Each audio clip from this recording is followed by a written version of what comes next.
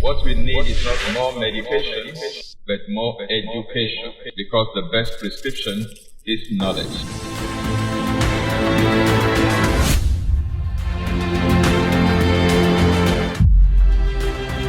This is Exposé coming to you live from Lagos, Nigeria, every Monday on Instagram, YouTube, and Facebook simultaneously. And I'm the regular host, Tony Akinyemi. Don't forget, what we need is not more medication, but more education, because the best prescription is knowledge.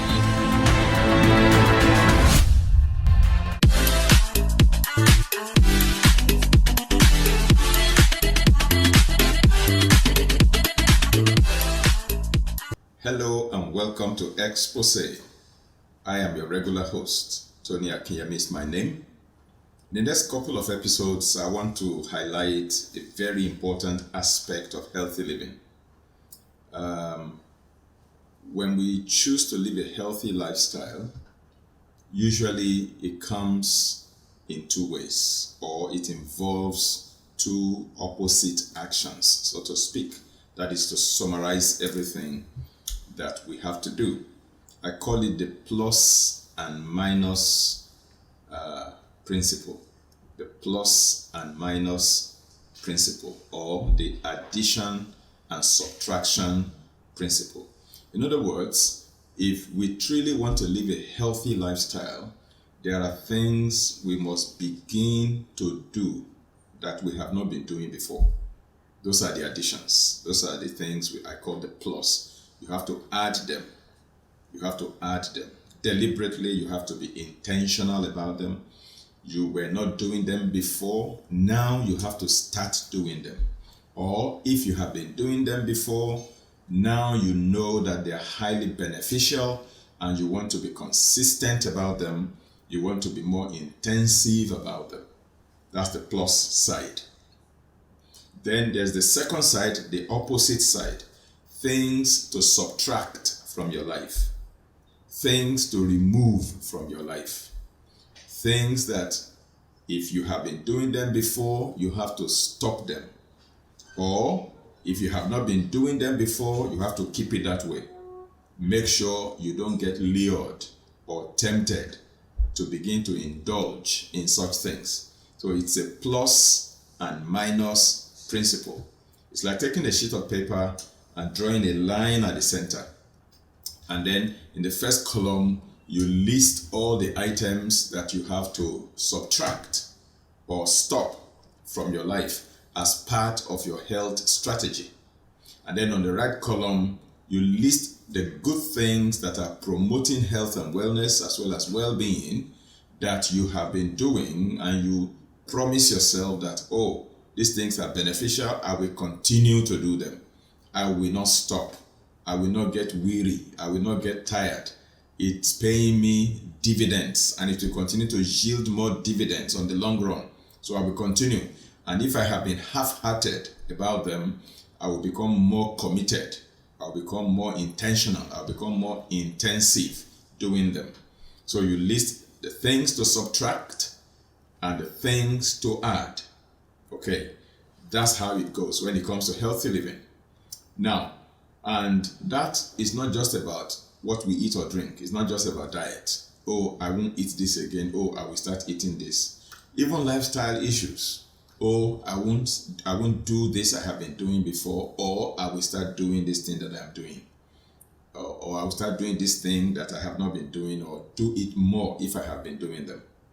Now, let me explain the scenario. For example, somebody spoke to me lately, and I've had that statement, that sentiment expressed to me several times over the years, in the last 2 decades or so. And it always pains my heart when I hear it.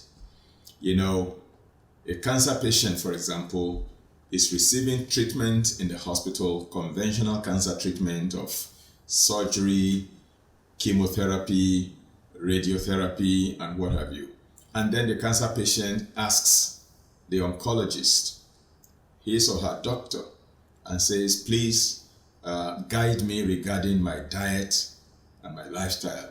As a cancer patient undergoing treatment, are there foods I should not eat?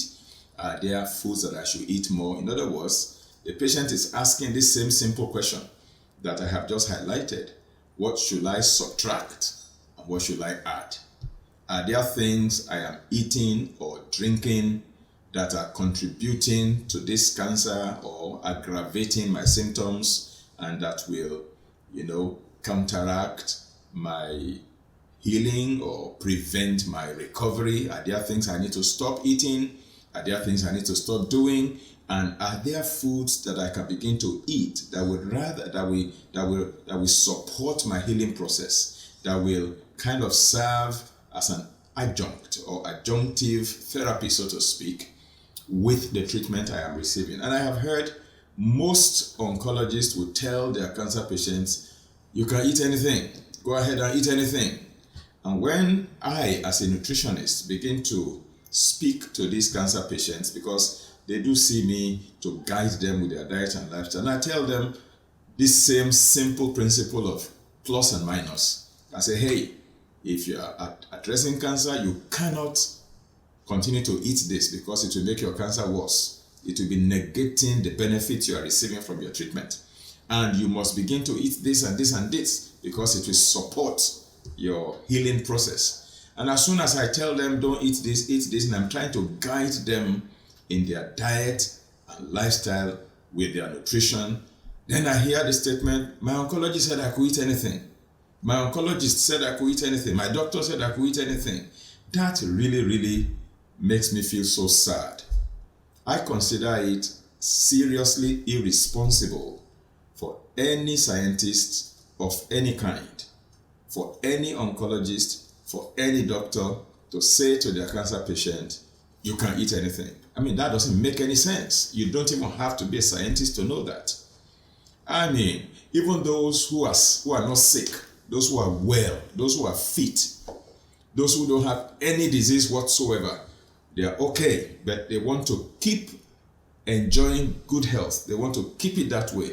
You can't even tell such a person, eat anything you like. Somebody who is not sick, who wants to continue to live a healthy lifestyle, you cannot tell such a person, eat anything. How much more somebody who is dealing with cancer or any debilitating disease for that matter? That to me is very, very irresponsible professionally. Okay? And I believe that the time has come for us to call out those doctors, those oncologists who talk in that fashion. Some of them will claim that there is no science to back such an assertion, that your diet and your lifestyle has a way of impacting on your recovery process. Okay? Of course, anybody who says that is far, far, far outdated, because there is volumes and volumes and volumes of science, studies and research material that have been done to support the notion that your diet and your lifestyle will influence your health outcomes and even your treatment outcomes at the end of the day, irrespective of the kind of disease that you're attending to. Now, let me put it this way. When somebody is diagnosed with diabetes, don't doctors send them to the nutritionist or dietitian in the hospital so that the dietitian can guide the diabetic patient how to eat and how not to eat? If somebody has hypertension, maybe the person is obese or overweight and what have you, or has high cholesterol, don't doctors send them to the dietitian in the hospital to guide them on their diet? Do doctors tell the diabetic patient you can eat anything you like? Do they tell other people who are sick for different conditions, if somebody has kidney impairment, for example, do you tell the kidney patient you can eat anything? Now, if you don't say that to the kidney patient, you don't say that to the diabetic patient, you don't say that to the obese or overweight person, you don't say that to people who are dealing with even less serious medical conditions, why would anybody say that to a cancer patient? Now, my heart goes out to all of those who are dealing with cancer today. I am not addressing the subject of cancer. Right now, I'm addressing the subject of healthy living. And I'm looking at a basic, fundamental principle of healthy living, the plus and minus principle, or the addition and subtraction principle. Everybody must understand that, and it's even a biblical principle. Now, in the Bible, when God placed the first couple in the Garden of Eden, he told them, you may eat all of these, but there's a particular tree that he said, you may not eat of it. Any day you eat of it, you will die. That's the plus and minus principle. God told them what they could eat and what they couldn't eat. It's the same thing for us. It's a principle of life.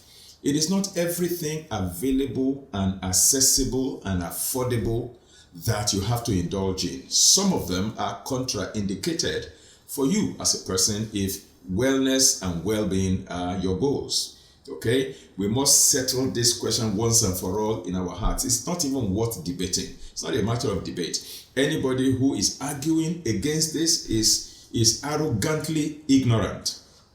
I say that with all due respect. Anybody, no matter the status of that person, who says that your diet and your lifestyle has nothing to do with your health condition, just eat anything you like, just continue to swallow your tablets and pills, that person is arrogantly ignorant. I tell people that if all you do for yourself, if you're sick, if all you do in your attempt to recover is to swallow tablets and pills and take injections, you are not doing enough. Yes, you are not doing enough at all. You see, the Chinese have a proverb. They say, he who does not pay attention to diet, or he who neglects diet, wastes the time of his doctor. Any patient who does not pay attention to this basic principle I'm sharing, to understand what to abstain from and what to indulge in as part of their strategy for healthy living, to maintain wellness or to recover from disease or to prevent disease, anybody who excludes what they eat, what they drink, and the way they live their lives from the equation, that person is not doing enough. Okay? It's a very valid fundamental principle of the Bible. It's also a fundamental principle of science. Okay? Now, I gave you the example of Adam and Eve. God told them what they could eat in the garden, what they couldn't eat. Again, when God was taking his people, the Israelites, from Egypt to the promised land, he gave them a catalog of unclean foods that they needed to abstain from. I call that the principle of abstinence. The principle of abstinence. Abstinence is a key to maintaining health. Now, abstinence from anything that is a disease promoter, anything that can compromise your health, you need to abstain from it.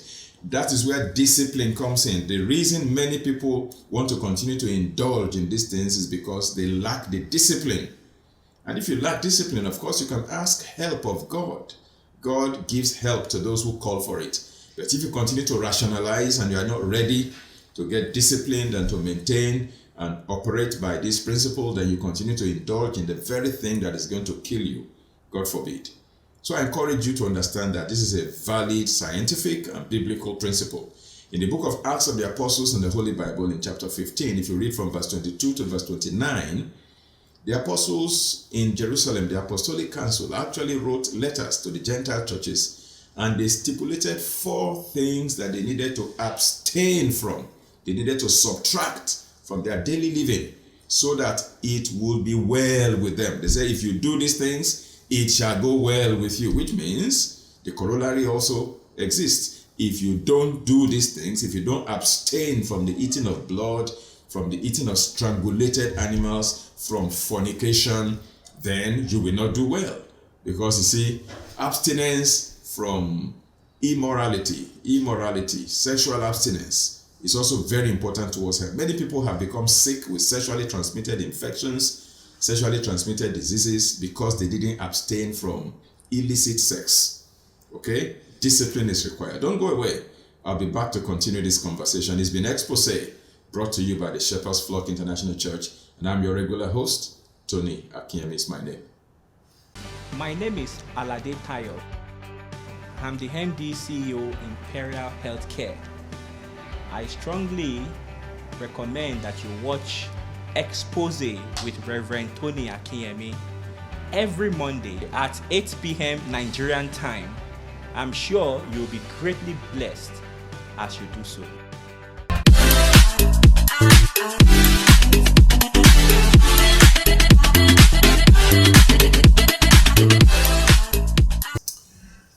welcome back. This is Exposé, and I'm your host, Tony Akinyemi. Today, my heart goes out to those who are dealing with debilitating diseases, chronic degenerative diseases, such as cancer, kidney impairment, autoimmune disorders, and what have you. I pray for you that the mercy of God will speak for you. I pray that the power of the resurrection will quicken your mortal body, and God will lay hands on you for your miraculous healing in Jesus' mighty name. Amen. Now, but then there is the God part and there is your part. And your part is to implement this basic principle I'm sharing today about healthy living, the plus and minus principle, or the addition and subtraction principle. Now I'm saying that if your goal in life is truly to maintain health, to prevent disease, or to recover from current disease, then you must understand, you must implement this principle. You must identify disease promoters and eliminate them. You must also identify things that you can indulge in or do that can enhance the process of your healing and your recovery. Okay? The things that you need to eliminate or subtract from your life, they go in 3 different categories. Category 1 is general to everybody, irrespective of your health status or your diagnosis or your condition. Everybody must abstain from category 1. And there are a number of items under category 1. I'll give you examples. Tobacco, for example. Nobody benefits from smoking tobacco. So it's one example of those things that everybody must abstain from. And I will include refined sugar in that general category as well. I will also include alcohol in that general category. I will include sexual promiscuity in that category. Okay? Those who indulge in illicit sex, those who indulge in fornication, in adultery, all of these things make you vulnerable. Okay? You need to abstain from them. Everybody. There's no exception. There's no rationalization. There's no justification. Everybody whose goal is health, wellness, and well-being must abstain from this category of things, whether they be food or lifestyle issues or whatever. Then there is a second category that we must subtract from our lives. Now, that one is customized to each person. The second category of things you must abstain from are the things that you are allergic to. You are allergic to that thing. Others may not be allergic to that thing. So even when others are enjoying that thing, you cannot afford to join them to enjoy that thing because you are allergic to that thing. Okay, that's the second category. So you should know your body. You should know yourself. It's not that you're sick. It's not that you have a medical diagnosis or any medical condition you are dealing with, but your body constitution and composition and your unique biology dictates that this thing is not compatible with your body. So even if others are enjoying it, you can't afford to. They say one person's food is another person's poison. So you cannot join other people. It may not necessarily be harmful to the general population. It may not necessarily be sinful. It may be something very okay for other people, but you just cannot indulge in it.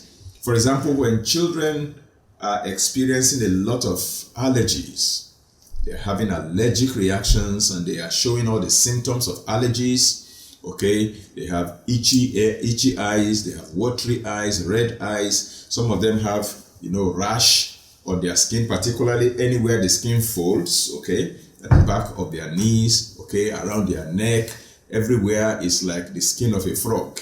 Very, very rashy, okay. Now, those are signs of allergy. Sometimes they even have, labored breathing, and they do a lot of snoring. You see a 2-year-old, 3-year-old sleeping, and you can hear the snore in the third room across the veranda. Now, so you want to look at such a child and you want to identify foods and other substances around that are hyperallergenic. In other words, that can promote an allergic reaction. Anytime such a child eats such foods, that person has an allergic reaction, and it actually aggravates the symptoms of such a child. It makes that child to begin to breathe belaboredly as if they are asthmatic. In fact, I have seen a number of children who have been brought to see me for counseling and for prayer, and they have been labeled asthmatic. Their doctors have labeled them as being asthmatic, and upon evaluation, I just found out that they are simply exhibiting allergic reactions to certain things. And so what I counsel their parents to do is to take them off those hyperallergenic foods. That's the principle of subtraction. Just remove this, remove this, remove this, and you see that child becomes normal within days. Okay? Now, there are many foods that people eat that they have an allergic reaction to. Okay, top on the list are things like peanuts. Some people cannot eat peanuts. They will have anaphylaxis. They will pass out. You will need to resuscitate them. Okay, so peanut or groundnut can be hyperallergenic. Of course, I'm not saying everybody should abstain from groundnut or peanuts. Some people can enjoy it and it doesn't do any harm to them. All right, but there are those that are, highly sensitive to peanuts and they cannot afford to eat it. What about shell food? Something like shrimp, crayfish, and lobster, crabs, and what have you. All the seafood products that have shell on them. Some people are allergic to them. In fact, I know somebody who ate shrimps and suffered an anaphylactic shock and died. Okay? Died. It was as serious as that. There are people who are allergic to shell food. Anything seafood that has shell, they can't afford to eat it. If you are such a person, wisdom dictates that you subtract that from your menu. Okay? The principle of subtraction, things that you're allergic to. What about gluten? There are people who are very sensitive to gluten sensitivity. They cannot eat any food that contains gluten, so they have to eat gluten-free. People that are dealing with celiac disease, for example, irritable bowel syndrome, colitis, and all of those GI tract issues, you have to abstain from them because maybe you have leaky gut. And so gluten is a major problem for you because it causes an allergic reaction. Okay? You abstain from it. So whatever you are allergic to, some people are allergic to lactose in cow milk. That's the sugar in cow milk. They have what we call lactose intolerance. You have to subtract that from your diet. Of course, there are alternatives for anything that you subtract, anything that you remove. You get 2 or 3 or 4 different alternatives. That's common sense. That's wisdom. That's the principle of subtraction. So the first category of things to eliminate, to subtract, includes the things that everybody must subtract. Okay? If wellness and well-being become our goals. Then the second thing you must subtract are the things that you are personally allergic to. In other words, it's not general, it's not across the board, it's not everybody who must abstain from it, but you must, because for you have an allergic reaction to that particular substance. Okay? So different strokes for different folks. Then there's a third category of things that you must eliminate, okay, in your life. That is things that you are contraindicated to, things that are contraindicated for you. Now, for example, if you are diabetic, there are things you cannot eat, just like I said in the beginning. If you are dealing with cancer, let me say it for the umpteenth time, there are things you must not eat. You cannot just eat anything you like. Any doctor who tells you that is deceiving you and wants to kill you at the end of the day. Doesn't want you to recover quickly. All right? So if you are hypertensive, there are things you must not eat. If you're experiencing headache and migraines, there are things you must not eat. If you are obese, there are things you must abstain from. If you have arthritis, there are things you must abstain from. Okay? Depending on your medical diagnosis, your medical condition, what you are dealing with, there are things you cannot eat. If you have thyroid problems, there are things you cannot eat, for example. You cannot eat anything that is goitrogenic, anything that will depress your thyroid function. You cannot afford to eat them. Right? So because today is not specific on all those medical conditions, I cannot afford to list all the things that each medical condition should abstain from. But I just want to lay down the general principle. Now you can investigate, you can do your own research And hopefully in subsequent episodes in the future, we might be able to take each of those conditions one by one. As a matter of fact, I believe that after this season, we'll be doing another series on diabetes mellitus. Okay, and then we'll be able to identify line upon line, one by one, all the things that are contraindicated for those who are diabetic. There are things that are contraindicated for those who have arthritis. There are things that are contraindicated for those who have hypertension. There are those contraindicated for those who have insomnia. If you cannot sleep well and you are still drinking coffee, that's a stimulant. Your insomnia will get worse. Okay, you need to understand that there are things you need to abstain from. If you have peptic ulcer, there are things you shouldn't be eating because it will aggravate your ulcer. It's common sense. Every single disease condition has its own contraindications. And nobody can debate that. Nobody can argue against that. Anybody who does is only arrogantly ignorant. I repeat for the umpteenth time. It's a basic principle of life, basic principle of science, basic principle of the Bible. Okay? So let us understand that there are things to subtract from our lives. There are things to add to our lives. So before I sign off today, let me encourage you to do this homework, your own personal assignment. Take a sheet of paper or use an electronic page on your device and draw a line in the middle. In the left column, list all the things that must leave your life, that must be subtracted from your life, that you must stop doing. On the right column, I want you to list all the things that you have been doing that are promoting health, and those that promote health that you have not started doing that you must add and begin to do from today on as part of your strategy for wellness and well-being. I pray for you that God will grant you total recovery if you're sick, and that very speedily. And if you're not sick, that God will keep it that way as you continue to implement the principles of healthy living. The one we have shared today is the principle of subtraction and addition, or plus and minus principle. Don't forget that what we need is not more medication, but more education. For the best prescription is knowledge. To be informed is to be transformed. To be uninformed is to be deformed. I want to thank you for spending your evening with me this Monday. Every Monday at 8 p.m. I look forward to seeing you so that we can have this trusting time together. I hope this has been a great blessing to you. Give us feedback all the time so we know how this program is blessing you. God bless you. Have a wonderful week ahead of you. Bye-bye.